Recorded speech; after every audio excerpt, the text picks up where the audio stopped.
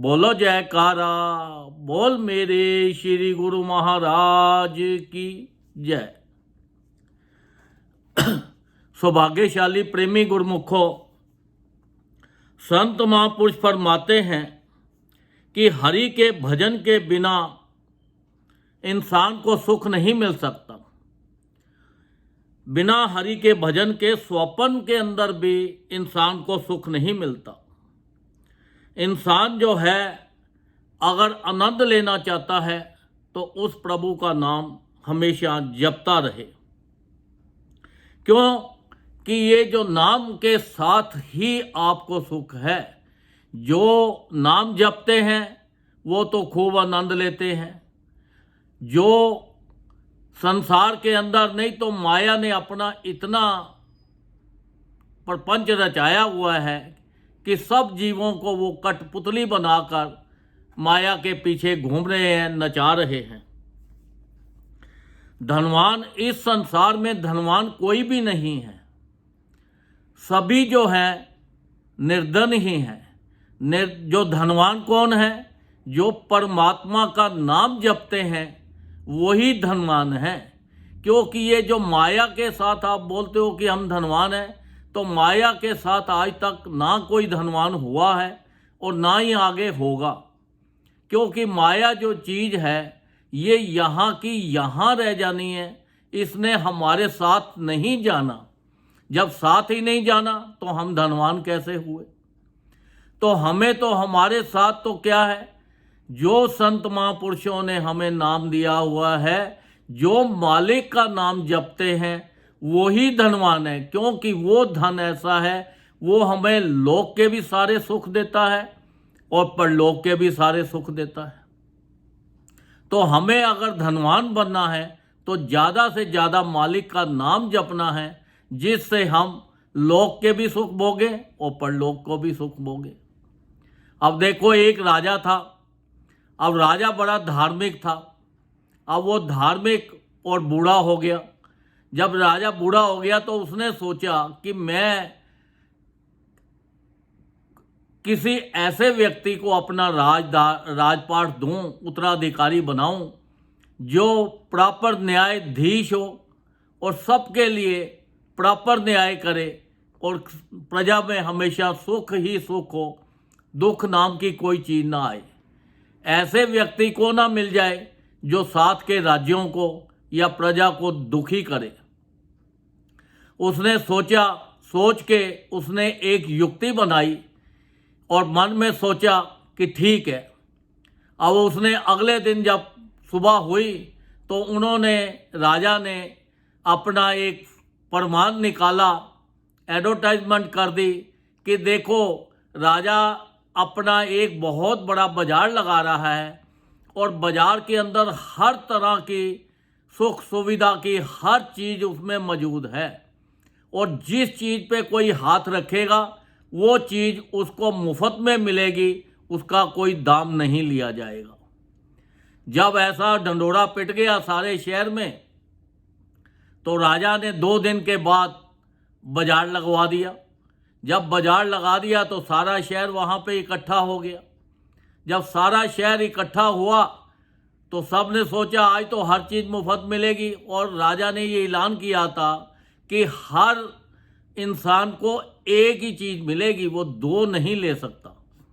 अब किसी ने सोना उठा लिया, किसी ने चांदी उठा ली, किसी ने खाने पीने का सामान उठा लिया, किसी ने वहाँ पे डांस वगैरह नृत्य हो रहे थे उसका मज़ा ले लिया, किसी ने और संसारिक चीज़ें जो थी सब ने लेते गए और खूब भीड़ पड़ी थी।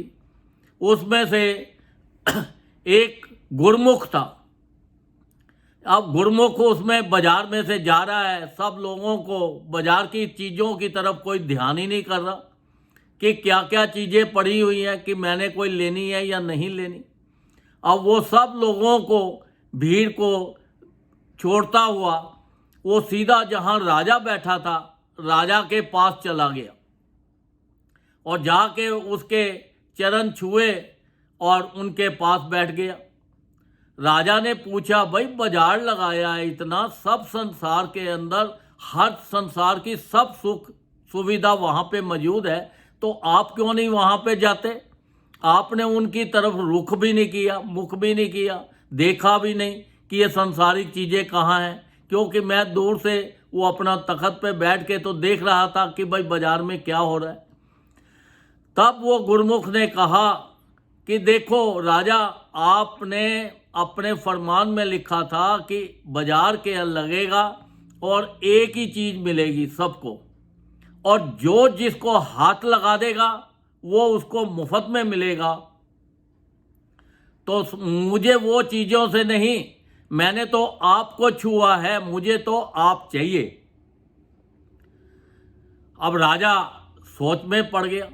राजा ने सोचा कि ये बहुत अक्लमंद है और ये राज सही चलाएगा। राजा ने बोला ठीक है, आज से मैं तुम्हारा हुआ और मेरा जितना राजपाट है ये सब आपका हुआ। तो देखो, जो मालिक को अपना बना लेता है तो उसके पास तो सारा कुछ आ गया।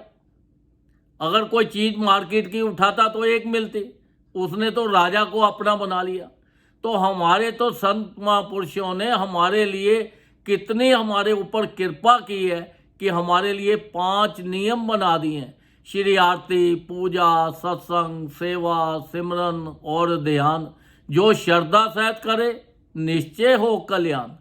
कि ये जो 5 नियमों का पालन कर लेगा और उनके हुक्म में चलेगा तो उसका जीवन में लाभ ही लाभ है। उसको संसार के भी सारे सुख मिल जाएंगे और परलोक के भी सारे सुख मिल जाएंगे, और संसार का कोई दुख, क्लेश, कोई प्रॉब्लम उसके पास आएगी नहीं।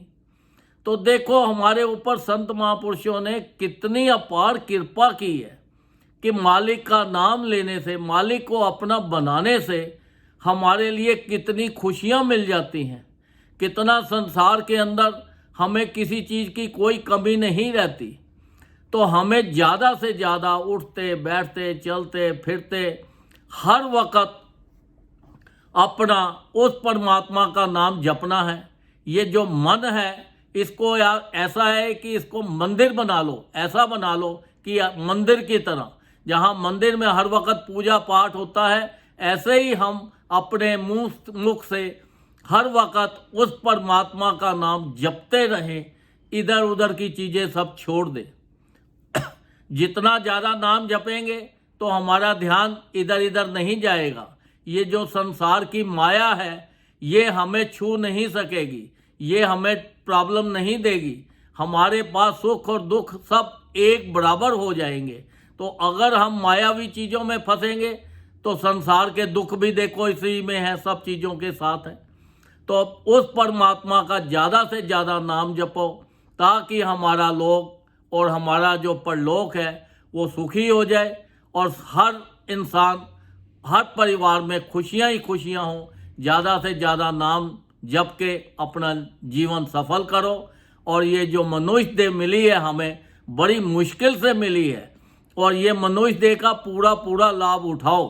ये जो श्वास है हमारे बहुत कीमती हैं, और ये श्वास एक अगर तीनों लोगों की भी कीमत डाल दें तो ये पूरी नहीं कर सकते। एक एक श्वास की इतनी कीमत है। तो ये श्वासों को व्यस्त मत करो और ज़्यादा से ज़्यादा अपना भजन करके अपने जीवन का लाभ उठाओ ताकि आपका लोक और परलोक दोनों सुखी हो जाए। बोलो जयकारा, बोल मेरे श्री गुरु महाराज की जय।